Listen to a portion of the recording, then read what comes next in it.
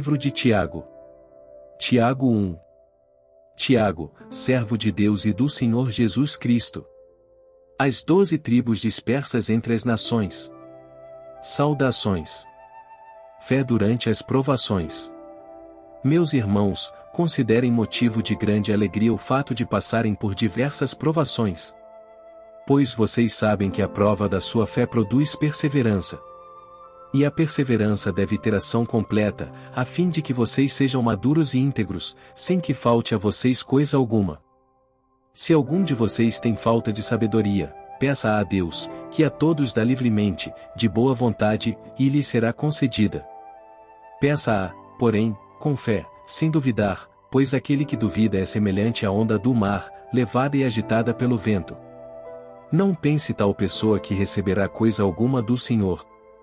Pois tem mente dividida e é instável em tudo o que faz. O irmão de condição humilde deve orgulhar-se quando estiver em elevada posição. E o rico deve orgulhar-se caso passe a viver em condição humilde, porque o rico passará como a flor do campo. Pois o sol se levanta, traz o calor e seca a planta, cai então a sua flor, e a sua beleza é destruída. Da mesma forma o rico murchará em meio aos seus afazeres. Feliz é o homem que persevera na provação, porque depois de aprovado receberá a coroa da vida, que Deus prometeu aos que o amam. Quando alguém for tentado, jamais deverá dizer, estou sendo tentado por Deus. Pois Deus não pode ser tentado pelo mal e a ninguém tenta. Cada um, porém, é tentado pelo próprio mau desejo, sendo por este arrastado e seduzido.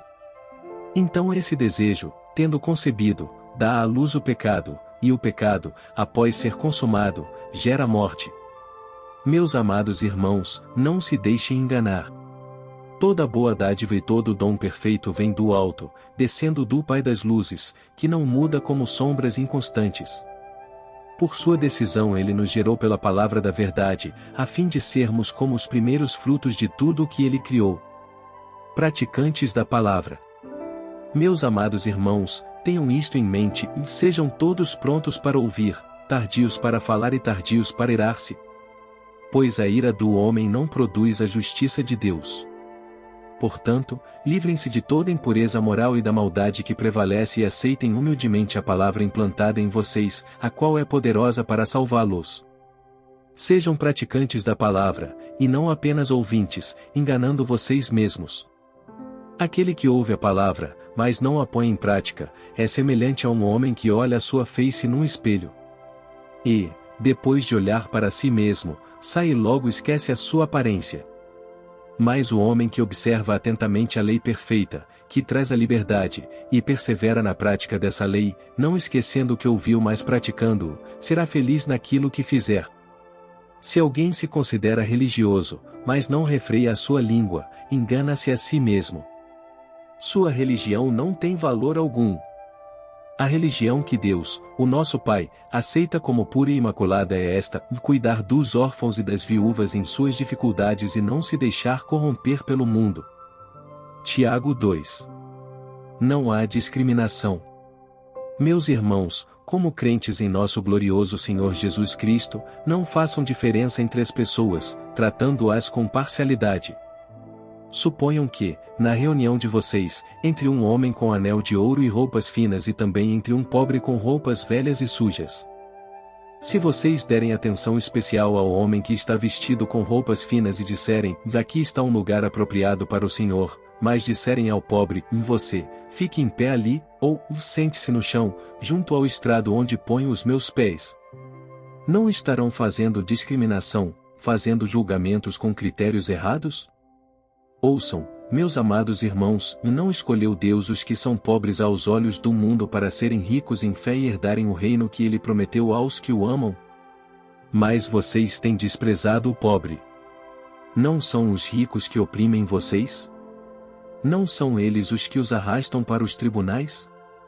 Não são eles que difamam o bom nome que sobre vocês foi invocado?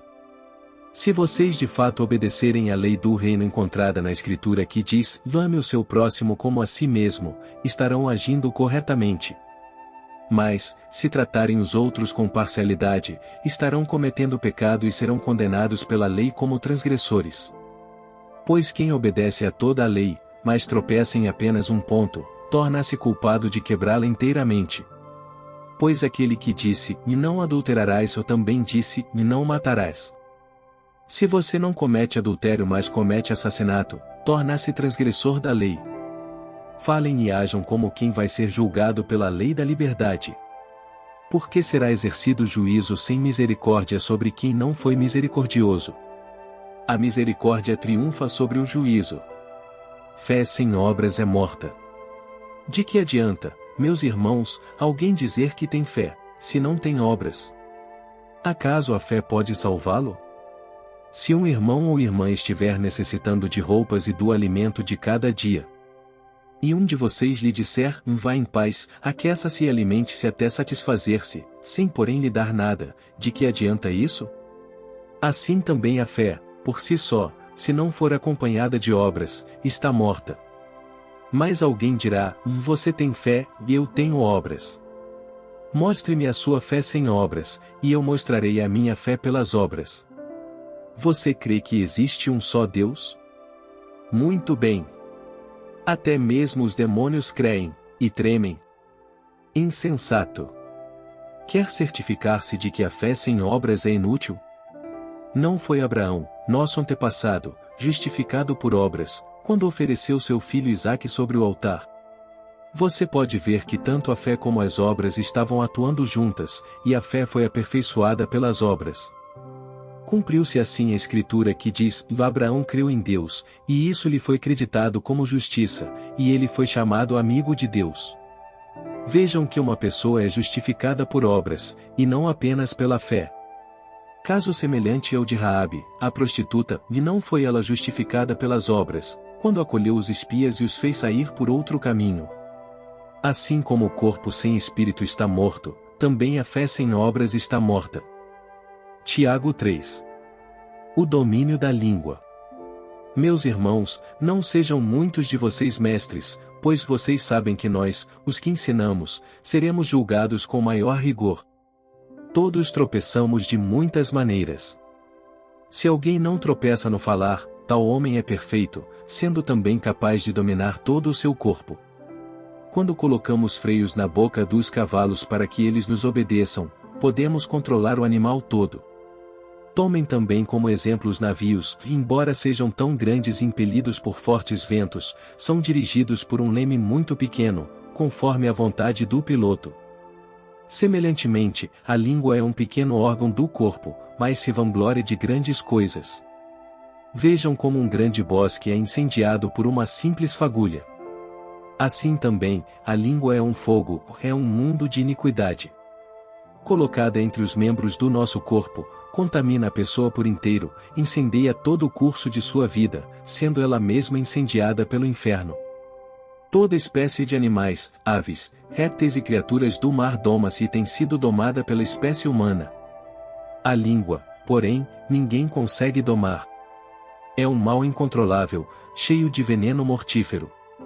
Com a língua bendizemos o Senhor e Pai, e com ela amaldiçoamos os homens, feitos à semelhança de Deus. Da mesma boca procedem bênção e maldição. Meus irmãos, não pode ser assim. Acaso podem sair água doce e água amarga da mesma fonte? Meus irmãos, pode uma figueira produzir azeitonas ou uma videira figos? Da mesma forma, uma fonte de água salgada não pode produzir água doce. O poder da oração. Quem é sábio e tem entendimento entre vocês? Que o demonstre por seu bom procedimento, mediante obras praticadas com a humildade que provém da sabedoria. Contudo, se vocês abrigam no coração inveja amarga e ambição egoísta, não se gloriem disso nem neguem a verdade. Esse tipo de sabedoria ou não vem dos céus, mas é terrena, ou não é espiritual, mas é demoníaca. Pois onde há inveja e ambição egoísta, aí há confusão e toda espécie de males.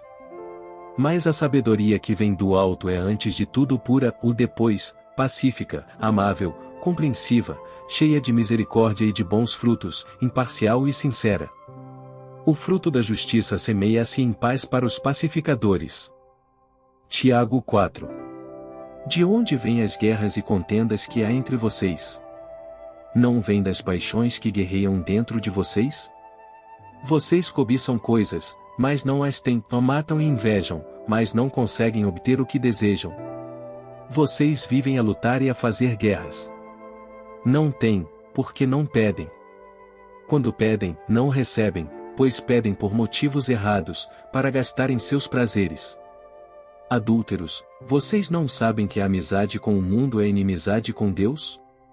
Quem quer ser amigo do mundo faz-se inimigo de Deus. Ou vocês acham que é sem razão que a Escritura diz que o Espírito que Ele fez habitar em nós tem fortes ciúmes? Mas Ele nos concede graça maior. Por isso diz a Escritura: Deus se opõe aos orgulhosos, mas concede graça aos humildes. Portanto, submetam-se a Deus. Resistam ao diabo, e ele fugirá de vocês. Aproximem-se de Deus, e ele se aproximará de vocês. Pecadores, limpem as mãos, e vocês, que têm a mente dividida, purifiquem o coração. Entristeçam-se, lamentem-se e chorem. Troquem o riso por lamento e a alegria por tristeza.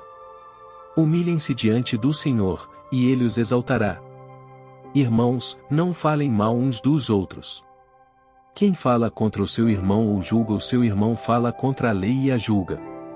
Quando você julga a lei, não a está cumprindo, mas está agindo como juiz. Há apenas um legislador e juiz, aquele que pode salvar e destruir. Mas quem é você para julgar o seu próximo? Ouçam agora, vocês que dizem, hoje ou amanhã iremos para esta ou aquela cidade, passaremos um ano ali, faremos negócios e ganharemos dinheiro. Vocês nem sabem o que acontecerá amanhã. Que é a sua vida? Vocês são como a neblina que aparece por um pouco de tempo e depois se dissipa.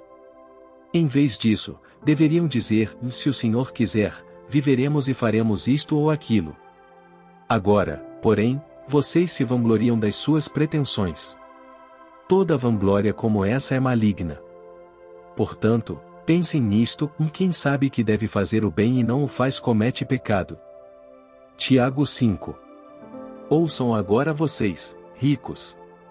Chorem e lamentem-se, tendo em vista a desgraça que virá sobre vocês. A riqueza de vocês apodreceu, e as traças corroeram as suas roupas.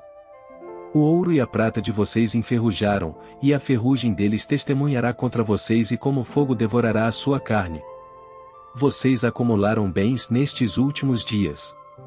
Vejam, o salário dos trabalhadores que ceifaram os seus campos, e que vocês retiveram com fraude, está clamando contra vocês. O lamento dos ceifeiros chegou aos ouvidos do Senhor dos Exércitos. Vocês viveram luxuosamente na terra, desfrutando prazeres, e fartaram-se de comida em dia de abate. Vocês têm condenado e matado o justo, sem que ele ofereça resistência. Portanto, irmãos, sejam pacientes até a vinda do Senhor.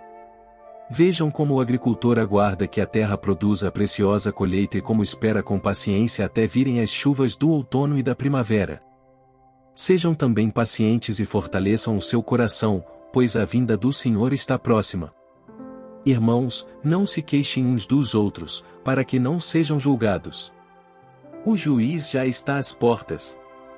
Irmãos, tenham os profetas que falaram em nome do Senhor como exemplo de paciência diante do sofrimento. Como vocês sabem, nós consideramos felizes aqueles que mostraram perseverança. Vocês ouviram falar sobre a perseverança de Jó e viram o fim que o Senhor lhe proporcionou. O Senhor é cheio de compaixão e misericórdia. Sobretudo, meus irmãos, não jurem, nem pelo céu, nem pela terra, nem por qualquer outra coisa. Seja o sim de vocês, sim, e o não, não, para que não caiam em condenação. Entre vocês há alguém que está sofrendo? Que ele ore. Há alguém que se sente feliz? Que ele cante louvores. Entre vocês há alguém que está doente? Que ele mande chamar os presbíteros da igreja, para que estes orem sobre ele e o unjam com óleo, em nome do Senhor. A oração feita com fé curará o doente, o Senhor o levantará. E, se houver cometido pecados, ele será perdoado. Portanto, Confessem os seus pecados uns aos outros e orem uns pelos outros para serem curados. A oração de um justo é poderosa e eficaz. Elias era humano como nós. Ele orou fervorosamente para que não chovesse, e não choveu sobre a terra durante 3 anos e meio. Orou outra vez, e os céus enviaram chuva, e a terra produziu os seus frutos. Meus irmãos, se algum de vocês se desviar da verdade e alguém o trouxer de volta, lembrem-se disto: quem converte um pecador do erro do seu caminho salvará a vida dessa pessoa e fará que muitíssimos pecados sejam perdoados.